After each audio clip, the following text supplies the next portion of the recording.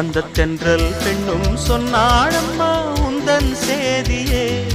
அவள் சொன்ன பின்பு மின்னல் போல வந்தேன் தேடியே.